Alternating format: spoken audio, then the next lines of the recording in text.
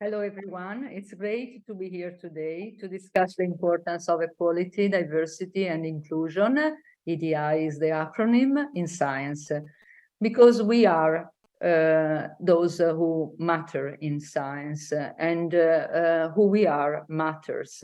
As a scientist, it's important to recognize that who we are can significantly impact our research. And by promoting equality, diversity, and inclusion in our work, we can positively impact our field and society at large. Today, I'd like to focus on the concept of gender in research and innovation.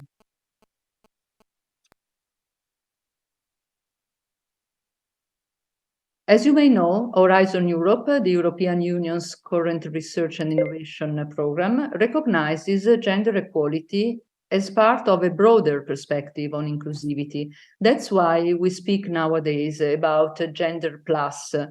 This plus means that we are required to consider not just gender, but also other sources of inequality, such as age, disability, sexual orientation, and ethnicity. And when we speak of incorporating a gender dimension in research, we mean that the entire research and innovation process should be influenced by sex and gender, or gender, according to the field and topic of research. And this includes not only ensuring gender balance among team members in a research project or those who participate to a conference, for example, but also adopt a gender perspective in all phases of the research process, as we'll see in a few moments. In this slide, you see the homepage of the Project Gendered Innovations website, which will be your reference point for learning about integrating sex, gender, and intersectional analysis into research. This project has two main goals. First of all, it develops practical methods of sex, gender, and intersectional analysis for scientists and engineers. But it also provides case studies as concrete illustrations of how sex, gender, and intersectional analysis lead to innovation. It is important to remember that adopting a sex-gender perspective and intersectional methodologies cannot be achieved through simply checking boxes or seeking inputs from experts. Instead, it requires a dedicated process of learning and growth. Although it takes time, the result is a more innovative and impactful research outcome. The Gender and Innovation website serves as a valuable resource for those lacking formal training in sex, gender, and intersectional methods, offering guidance and access to essential research to help pave the way. If you look at the top left of the screen, you will see the sections Sex and Gender Analysis, Case Studies, and Intersectional Design. Let's start with the sex and gender analysis. The subsections of this part allow you to understand the general and specific methods and the terminology, and provides you with a number of checklists. In the sex and gender analysis section, you may find, for example, this image. It is a roadmap that guides you in adopting a sex perspective in your research, from identifying the problem to the design of the research, collecting and analyzing data, and the dissemination. There are also numerous references that help you in following the various steps. And the same may be applied to gender. It depends, of course, on your specific scientific interest if you are requested in a research path to adopt only sex, only gender, or both perspectives. I will say less about the section on intersectional design because Carla Reale, the next speaker, will explore this topic. But once you will be more familiar with the concept, I invite you to come back to the website Gendered Innovations and read the section on intersectionality. For example, gendered innovations recommend conducting systematic literature searches to identify factors and categories of potential relevance for your research. And it's important to do this well before beginning the study. The categories and factors can be biological, sociocultural, or psychological characteristics of the users, the customers, the participants, the experimental subjects, or even cells. The following step, once you know more about sex, gender, and intersectionality from a theoretical point of view and about the general methodologies and strategies, is to go to the section on about the case studies. You will choose one or more case studies close to your research interest. In the website, there are 4 macro areas: science, health and medicine, engineering, and environment. And for each of them, there are several case studies. For today, I chose engineering. And among the numerous possibilities that you see on the screen, I selected the social robots.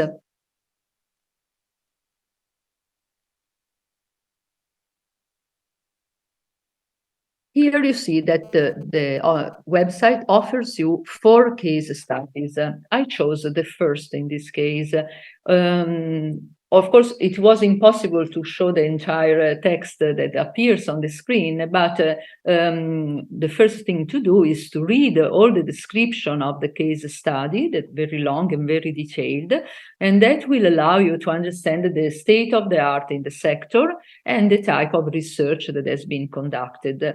Then I suggest you to follow on the bibliography that is at the end of the page, and to concentrate firstly on the articles published in the last 3 or 4 years. This is the article that I chose to analyze, and I found it very easily online. What can you do at this point? You have an article that is titled Analysis of Gender Stereotypes for the Design of Service Robots. And you see that the researchers belong to different universities. What can you do with this article? I indicated here a series of actions that I suggest to perform. First of all, you search for other publications by the same authors, because it is normal for a scientist to be interested in the same topic for several years and publish a lot on the same issue. Then you can contact the authors, asking for further information, expressing your interest in the topic, in short, establishing yourself as someone invested in the subject matter. Then you can verify who has included this article in a state of the art of another article in another publication. This is easier, of course, with articles published at least 2 or 3 years ago, but it is always advisable to keep an eye on the path that publications take after publication. You can then analyze the bibliography of this article to find other researchers interested in exploring the theme of the social robots from a sex or gender perspective. And finally, it is also always interesting to look at the websites of the laboratories to which the various researchers belong. And this may be on this website, you can find offers of collaboration, information on summer schools, a call for PhD applications, or announcement of conference where you could present your work.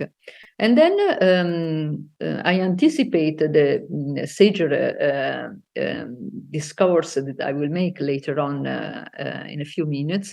You can also read the article cross-checking the Sager guidelines and see if the article applies all the guidelines.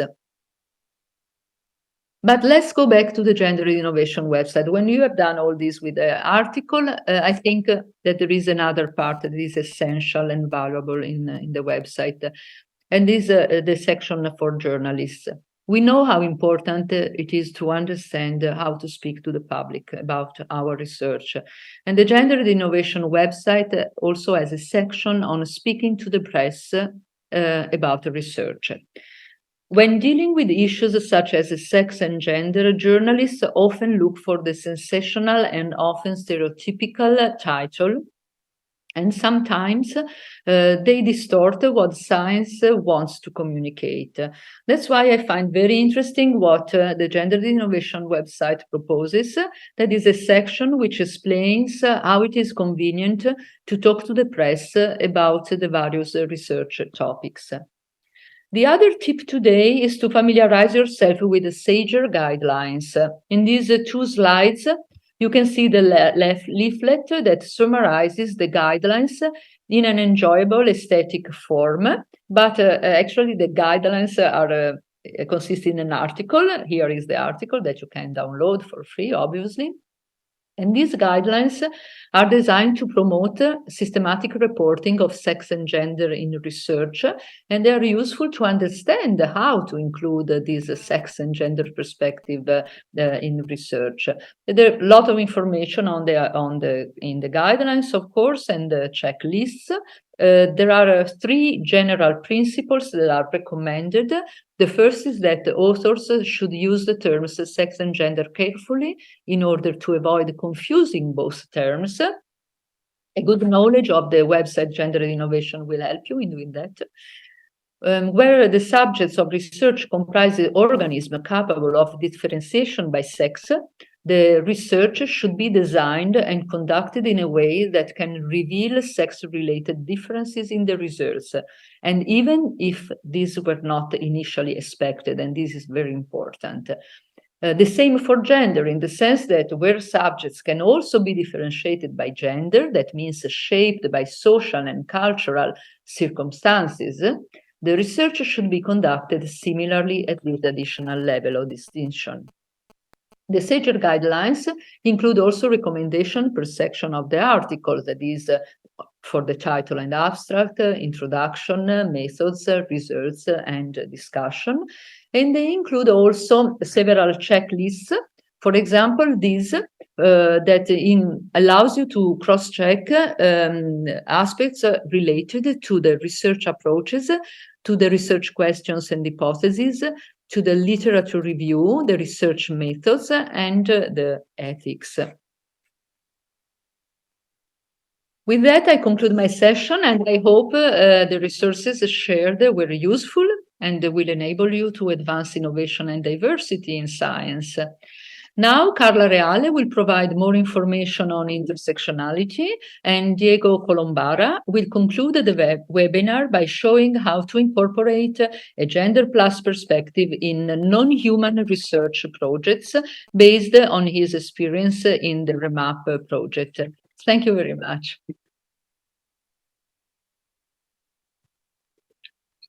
Hi, everyone. And I'm very glad to be here with you today and to discuss with you some key concept of intersectionality. So I thought that this presentation might be divided in three parts. At first, we're going to understand how gender and intersectionality is understood inside gender equality policy and also fundings for research in European Union. And I thought that this would be very interesting for us as researchers, as we all know how EU is important in our own field. Then we're going to understand what is intersectionality exactly, and the origin of this notion, and also how it evolved during the recent years. And then we're going to discuss why intersectionality matters in research and why intersectionality can be an added value to our own work. Okay, so at first, I would like to give you a broader context on gender and intersectionality in EU policy, looking at the EU strategy for gender equality 2020-2025. Well, here we can see how intersectionality is defined, is defined as a cross-cutting principle. Yeah, okay, as a cross-cutting principle and how the EU strategy suggests that gender should always be combined with other characteristics that create specific experience of discrimination. So the gender equality strategy recognizes that women are not an heterogeneous group and that they might be experience intersectional discrimination based on more than one characteristics, on more than one ground. Again, on a more practical level, the strategy suggests the coordination of the action also by using other strategic frameworks coming from EU legislation, such as the framework on disability or LGBTIQ people, Roma people, and also minors. It's interesting to notice that even in the strategy, research and innovation is mentioned already as a key, a focal point to contrast gender and intersectional inequalities. And we already find here some of the main issue that aspect that we also find in the program Horizon Europe. In Horizon Europe, gender equality is seen as a cross-cutting principle, and research and innovation are considered key factors in order to eliminate gender inequalities, but also other inequalities coming from intersecting socioeconomic conditions. On a more practical level, again, we know that thanks to Horizon Europe now having a gender equality plan for research institution is a requirement in order to apply for fundings. We know that as researcher, we need to integrate gender in our own work, but we also know that EU stands specific fundings for gender and intersectional research inside the Cluster 2 program on culture, creativity, and inclusive society. Okay, so to have more information about this, I would like to mention the fact that we have now a guidance on gender equality plans, and according to this guidance, our institution should collect gender data at first, and this kind of data should not be based on sex assigned at birth and should not be binary. So this data should be collected based on gender identity and should have at least 3 entries, male, female, and non-binary. But also, this guidance suggests our institution, our university, to collect gender plus data, as Rita mentioned before. So data regarding migration background, disability, low socioeconomic status, LGBTIQ people, and so on. So our research institution are compelled to consider how gender inequalities interact with other forms of discrimination. So to sum up very briefly, we can see how intersectionality is being increasingly important both at level of policy inside university, but also is more frequently required to us as researchers. So again, but what is intersectionality anyways? I would like to introduce this topic by showing you a very small part of this funny video you can find on YouTube. This video was made by two comedians, Katie Goodman and Carlita Victoria. So yeah. We are going to start from here. Yeah, I was thinking like maybe a folk song about intersectionality. I think it's a beautiful thing. You do? Yeah, it's like we're sisters, unified in our cause. We're both resistors. Good rhyme, right? Something about sex is lost. I don't think you know what intersectionality means. No, wait, it's coming. I intersect with you, you intersect with me. That's why we call it intersectionality. No. Hold on.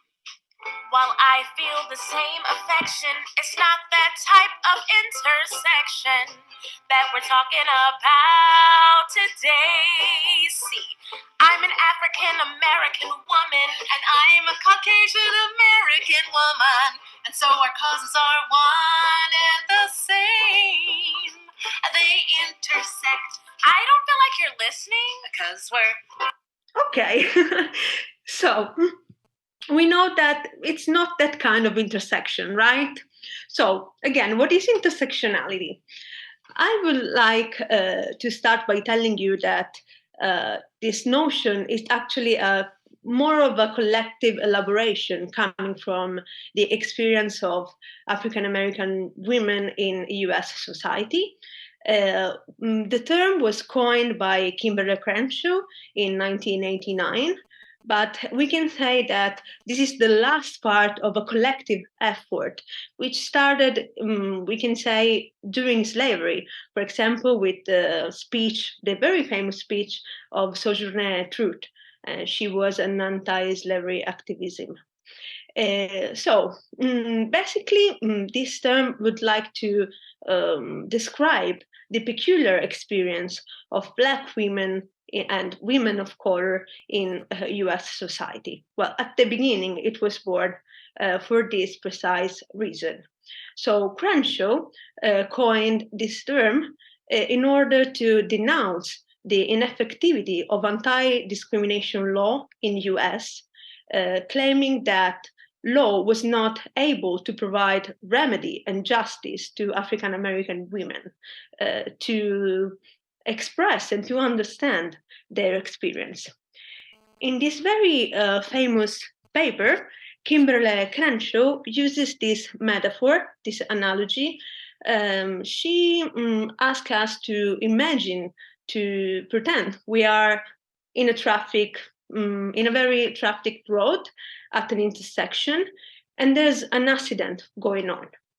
And of course, at this intersection, the accident might be caused by cars traveling from many directions. And it's not always that easy to reconstruct the exact dynamics of this accident. And probably we can say that the accident in the end is the result of the interaction of many drivers. But if we need to find which driver, just one, the one who caused the harm, we won't be able to find it. Imagine that in order to find the real response, if we have to make someone responsible from the accident, we need to understand the one and only person who caused the accident. In the end, probably what happens is that no one will be held responsible, and we have no remedy. So, this analogy is what was going on somehow with the experience of Black women in US society, because they were claiming they were being discriminated against because they were Black women, but no discrimination was found in the case of race, neither in the case of gender. And in the end, there was no remedy for this experience of discrimination. The point was that law was unable to understand that what was going on there was a peculiar mixture of these two factors and the experience coming from both gender and race. So if this notion was born in the legal field and in relation to gender and race, we can see how very soon this notion migrated in other fields, such as sociology, and also that nowadays intersectionality applies to also other factors of identity, such as disability, religion, sexual orientation, age, and also class. So intersectionality would like us to consider how, as individuals, we are more than a mere sum of our layers, but also at the same time that all these factors are not just something individual, but they carry on significant power relationship inside our society. So intersectionality suggests that gender, race, class, sexuality, disability, age, and other factors make sense only if we address them as part of social power relations, which produce material inequalities in our society. But also the need to understand that these categories are not, these categories are embedded in history.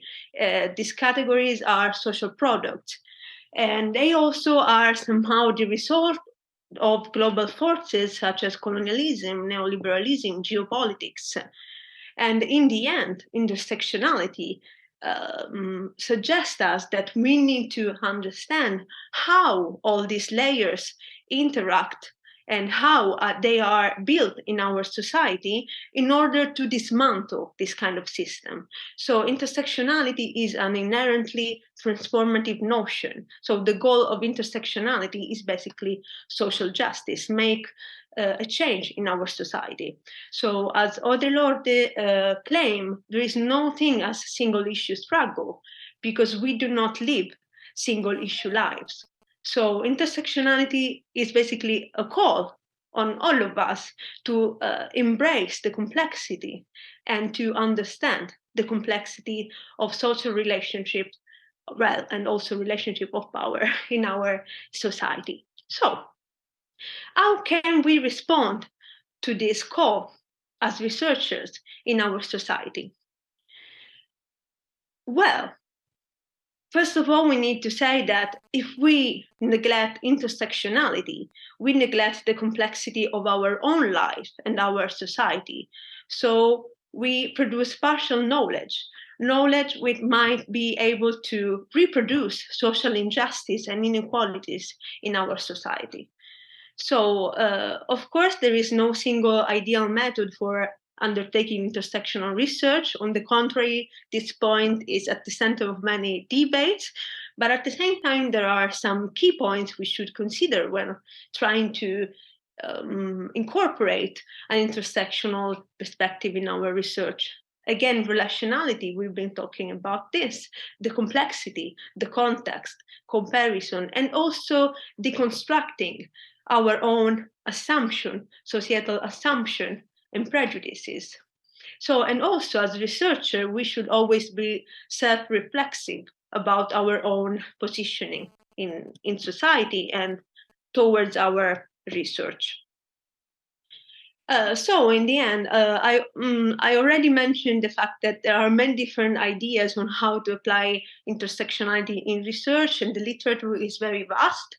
But of course, we can all agree on one essential quality of intersectional research, and which is, by the way, the added value of intersectionality in research. So the fact that this kind of research is social justice oriented, is a research that really wants to make an impact on our society, that would like to bring a more just society. So it's a research that is responsive to context and also serves liberatory objectives.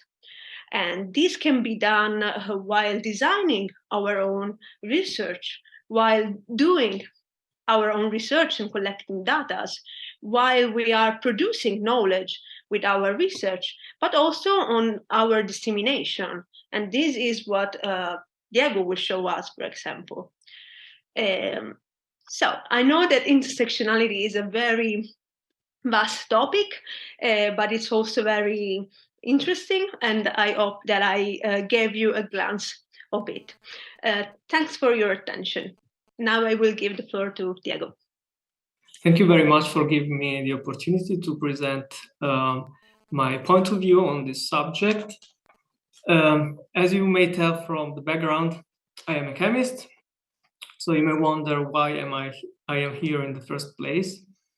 Well, as Rita already mentioned very well, the topic of gender is a hot topic in science as well, and with my view, I'm gonna share with you. I will try to explain why it is important to incorporate gender perspective into research projects, even though these projects are not essentially related to human subjects.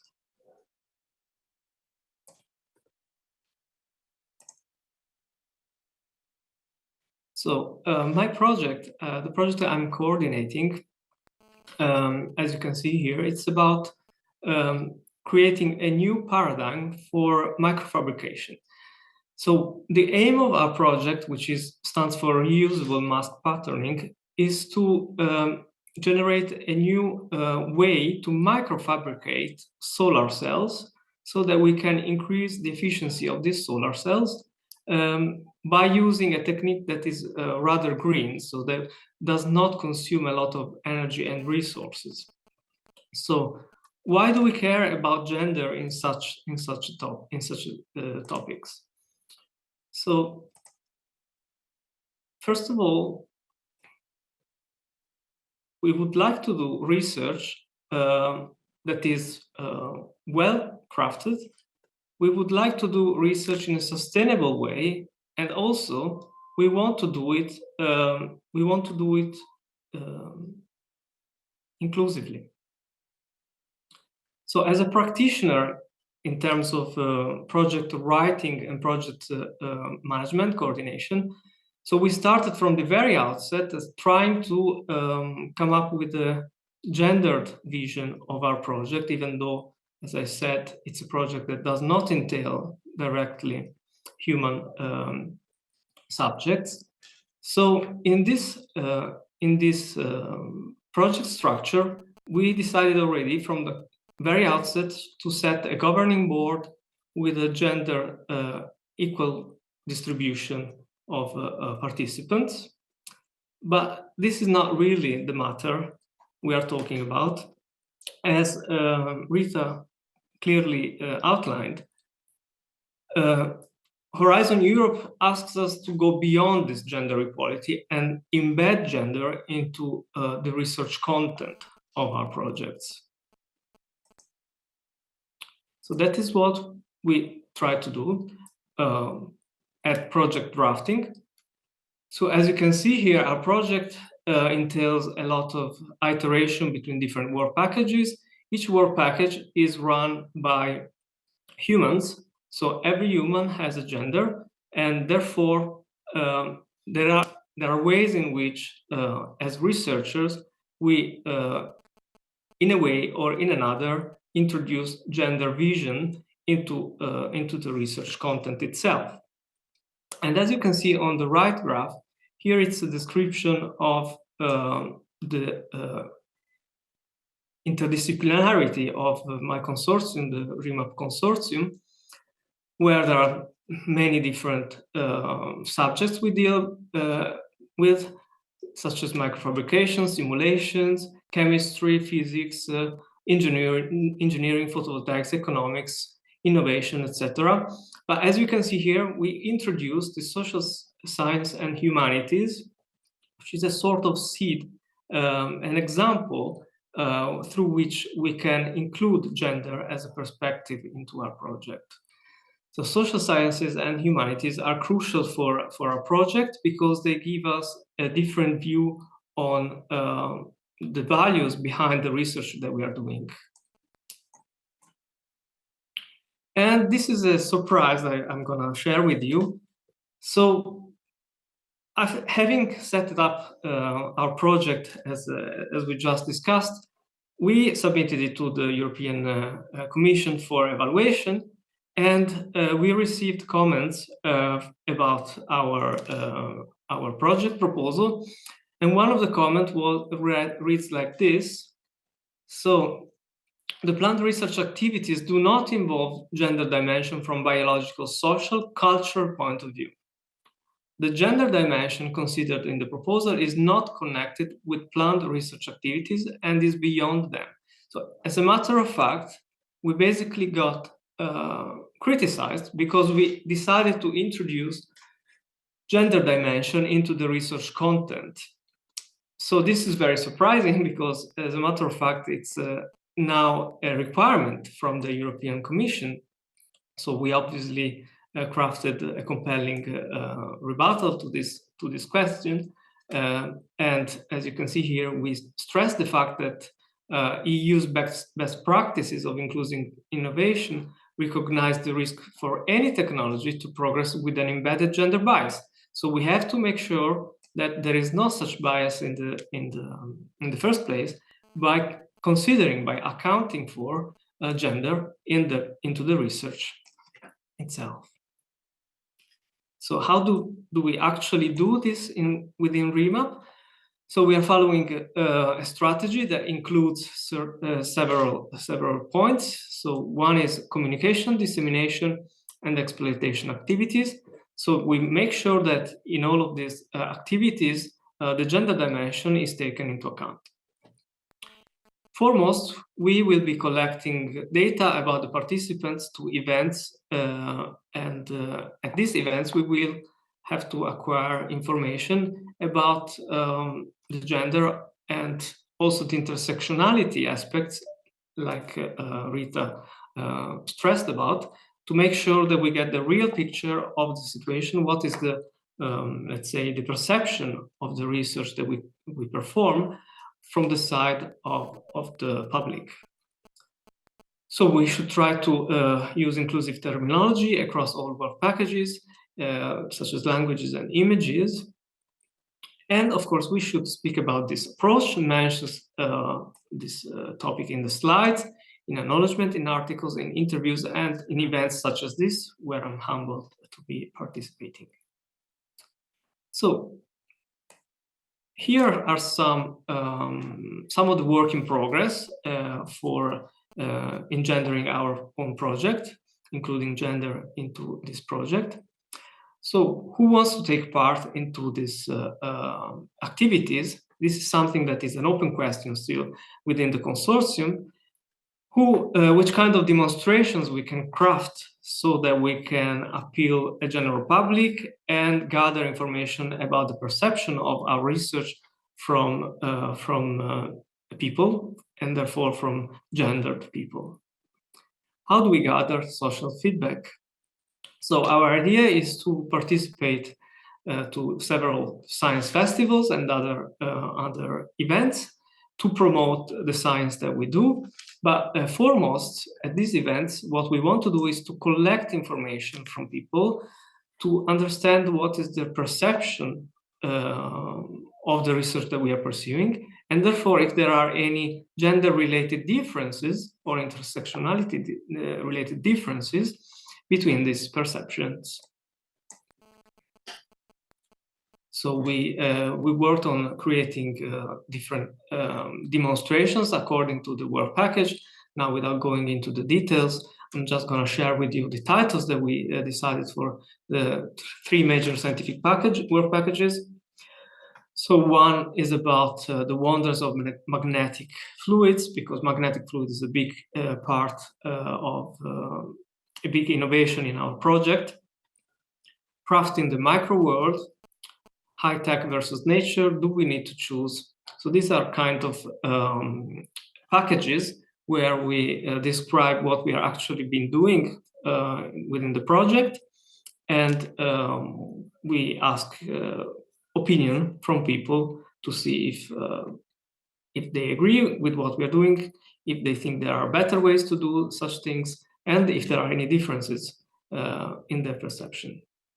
An example of umbrella narration for adults is shown here, for instance. So we have a smartphone, as you can see. Creating this smartphone accounts for about 74 kilograms of CO2, based on estimations that we've been doing. So what is, let's say, the connection between this number, 74 kilograms of CO2, and something that can be better related to by the people to something visible, such as trees. So 74 kilograms of CO2 require 3 years worth of carbon sequestration by trees. So this is to give an idea of a simple narration that we could use to appeal general adults age range public. So how do we embed gender into this perspective? How do we make sure we can understand if there are any gender-related differences in this perception? That is where creativity is really wanted, and that is where we will be using the methodologies that Carla mentioned to analyze in detail if there are any differences in these perceptions. So to end this view of mine, I'm sharing here this very nice image of a girl doing science. And this is just to remind ourselves that within every girl and every woman, there could be a Marie Curie inside. And this is why what we're doing, I think, is important, that it's the main motivation for my work on this project. And I would like to thank you for your attention with this.